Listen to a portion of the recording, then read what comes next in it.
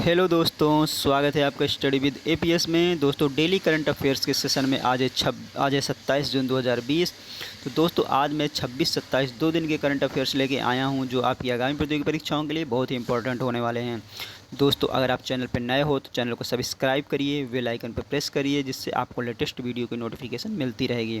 तो चलिए दोस्तों देखते हैं इन दो दिन की सुर्खियाँ क्या हैं। तो क्वेश्चन नंबर 1 से शुरू करते हैं।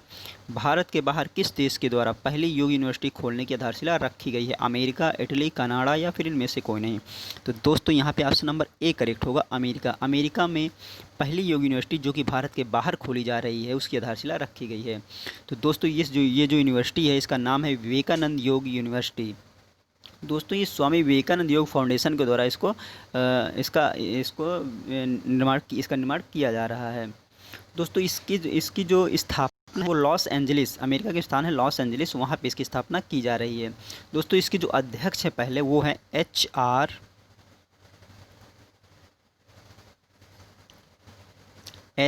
आर नागेंद्र इसके पहले अध्यक्ष होंगे। इन्हीं के प्रयासों से यह यूनिवर्सिटी का निर्माण किया जा रहा है। इन्हीं के प्रयासों की वजह से इस यूनिवर्सिटी का निर्माण हो रहा है अमेरिका में। तो ये इस यूनिवर्सिटी के अध्यक्ष होंगे एच आर नागेंद्र। तो यहाँ पे ऑप्शन नंबर ए आपका करेक्ट होगा। चलिए दोस्तों आते हैं नेक्स्ट क्वेश्चन पे। हाल ही में भारत सरकार के द्वारा किन देशों पर विशिष्ट इस्पात उत्पादों के आयात पर एंटी डंपिंग ड्यूटी लगाने की घोषणा की गई है?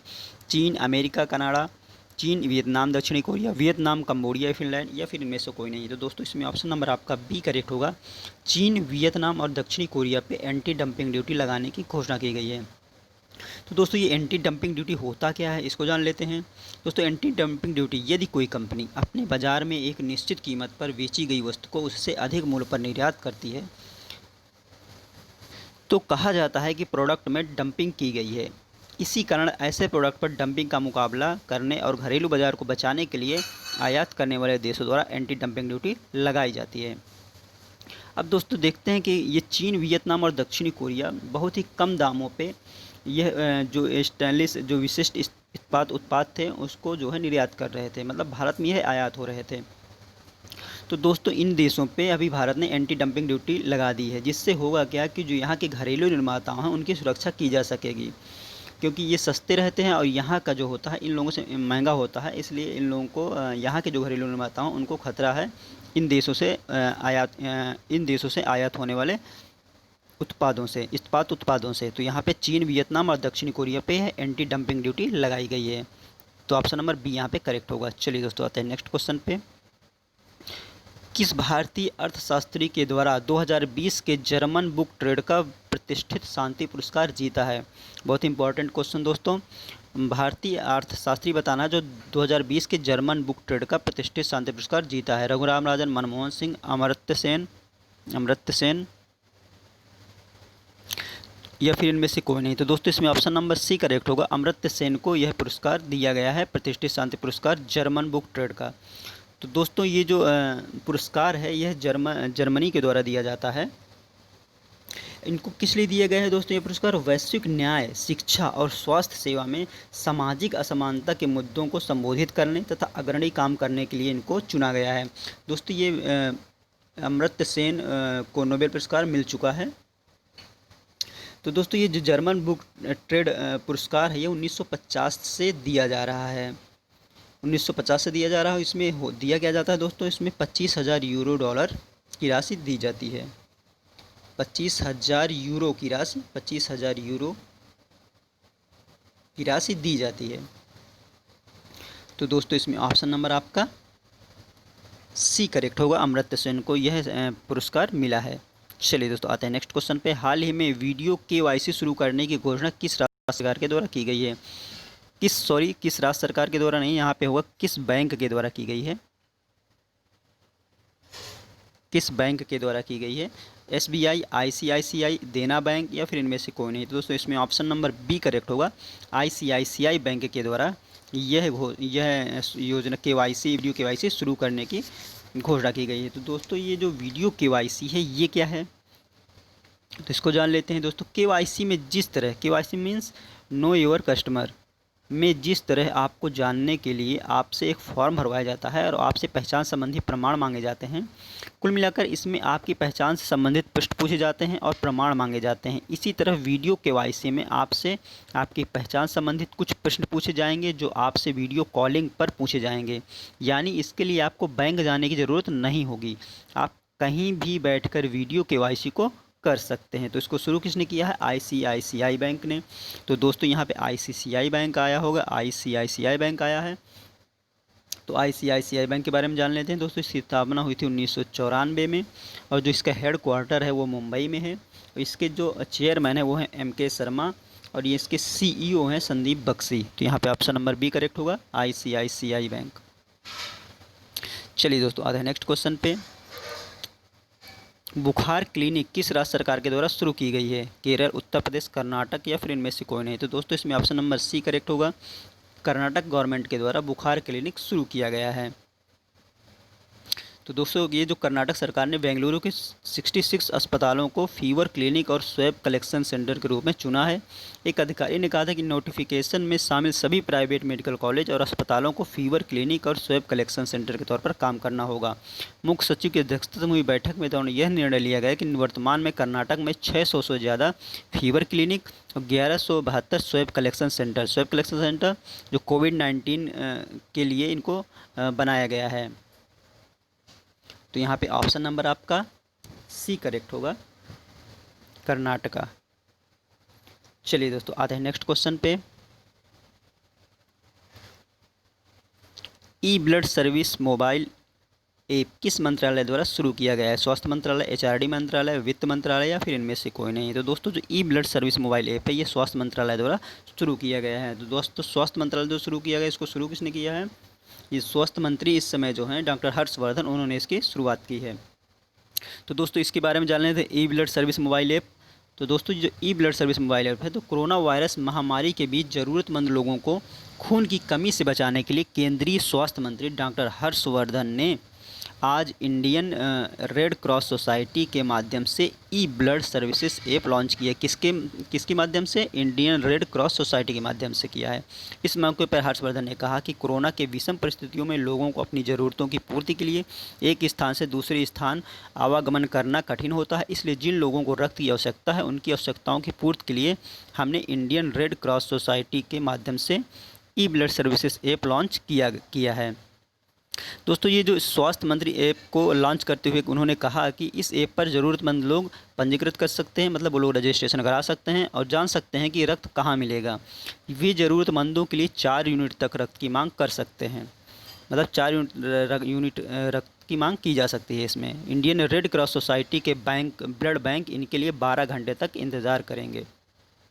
तो दोस्तों इसको किसने शुरू किया है? स्वास्थ्य मंत्रालय ने। तो यहाँ पे ऑप्शन नंबर ए करेक्ट होगा। चलिए आते हैं नेक्स्ट क्वेश्चन पे। हाल ही में उत्तर प्रदेश के किस हवाई अड्डे को अंतर्राष्ट्रीय हवाई अड्डे का दर्जा दिया गया है? कुशीनगर हवाई अड्डा, प्रयागराज हवाई अड्डा, कानपुर हवाई अड्डा या फिर इनमें से कोई नहीं। दोस्तों अभी हाल ही में कुशीनगर हवाई अड्डा को अंतर्राष्ट्रीय हवाई अड्डे का दर्जा दिया गया है, उत्तर प्रदेश के कुशीनगर हवाई अड्डे को। तो यहाँ पे ऑप्शन नंबर ए करेक्ट होगा। चलिए दोस्तों आते हैं नेक्स्ट क्वेश्चन पे। ओबीसी आयोग कार्यकाल कब तक के लिए बढ़ा दिया गया है? 1 साल, 6 महीने, 3 महीने या फिर इनमें से कोई नहीं। तो दोस्तों इसमें ऑप्शन नंबर आपका बी करेक्ट होगा, 6 महीने। 6 महीने के लिए दोस्तों हाल ही में ओबीसी का कार्यकाल बढ़ा दिया गया है। दोस्तों बढ़ाया इसलिए गया है क्योंकि कोरोना वायरस के प्रकोप की वजह से इसका काम प्रभावित हुआ है, इसलिए यह कार्यकाल बढ़ाया गया है। दोस्तों इसको इस समय जो जिम्मा दिया गया है वो दिया गया है कि आयोग के जो पिछड़े वर्गों के अंदर वर्गीकरण के मुद्दे पर गौर करने की जिम्मेदारी इसको दी गई है। दोस्तों इसका कार्यकाल 31 जनवरी 2021 तक बढ़ा दिया गया है। और दोस्तों आपको बताते चलें कि इसकी स्थापना कब हुई थी। इस नए ओबीसी आयोग की स्थापना हुई थी अक्टूबर 2017 को हुई थी और इसका अनुच्छेद 340 के तहत किया गया था। अनुच्छेद 340 के तहत किया गया था। अनुच्छेद 340 के तहत किया गया था। इसमें जो इस समय करंट के अध्यक्ष हैं वो जी रोहड़ी हैं। चलिए दोस्तों इसमें ऑप्शन नंबर बी करेक्ट होगा। चलिए दोस्तों आते हैं नेक्स्ट क्वेश्चन पे। पाकिस्तान के इस्लामाबाद में कौन से पहले मंदिर के बनाने की आधारशिला रखी गई है? श्री कृष्ण मंदिर, श्री हनुमान मंदिर, श्री राम मंदिर या फिर इनमें से कोई नहीं? तो दोस्तों हाल ही में पाकिस्तान के इस्लामाबाद में श्री कृष्ण मंदिर की आधारशिला रखी गई है, तो ऑप्शन नंबर यहाँ पे 1 करेक्ट होगा। केंद्र सरकार ने प्रधानमंत्री मुद्रा योजना के अंतर्गत शिशु कर्ज श्रेणी के कर्जदाताओं को ब्याज में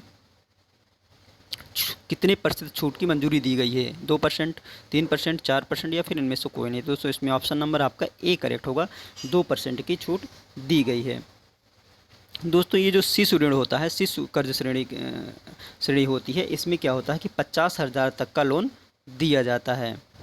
तो यहाँ पे ऑप्शन नंबर ए करेक्ट होगा, 2%। चलिए दोस्तों आता है नेक्स्ट क्वेश्चन पे। किस राज्य सरकार के द्वारा पशुपालकों को लाभ पहुँचाने के लिए गोधन न्याय योजना शुरू की गई है? छत्तीसगढ़, उत्तर प्रदेश, मध्य प्रदेश या फिर इनमें से कोई नहीं? तो दोस्तों इसमें ऑप्शन नंबर आपका ए करेक्ट होगा, छत्तीसगढ़ गवर्नमेंट के द्वारा यह किया गया है। इसमें दोस्तों होगा क्या कि पशुओं के खुले में जो चराई की परंपरा है उसको समाप्त करना, शहरों में जो आवारा जानवर घूमते हैं उन पर रोक लगाना इसका मुख्य उद्देश्य है, और जो गोबर प्रबंधन है उस पर उस पर ध्यान देना। तो वहाँ पे ऑप्शन नंबर ए करेक्ट होगा, छत्तीसगढ़ गवर्नमेंट ने गोधन न्याय योजना शुरू की है। चलिए दोस्तों आते हैं नेक्स्ट क्वेश्चन पे। महिला फुटबॉल विश्व कप 2023 के लिए किस देश को संयुक्त रूप से मेज़बानी मिली है? दोस्तों अभी हाल ही महिला फुटबॉल विश्व कप की मेज़बानी दी गई है 2023 के, तो दी गई है। इसमें देख लेते हैं ऑप्शन नंबर स्पेन, पुर्तगाल, ऑस्ट्रेलिया, न्यूजीलैंड, कनाडा, मैक्सिको या फिर इनमें से कोई नहीं? तो दोस्तों इसमें ऑप्शन नंबर बी करेक्ट होगा, ऑस्ट्रेलिया और न्यूजीलैंड की यह जिम्मेदारी मेज़बानी दी गई है।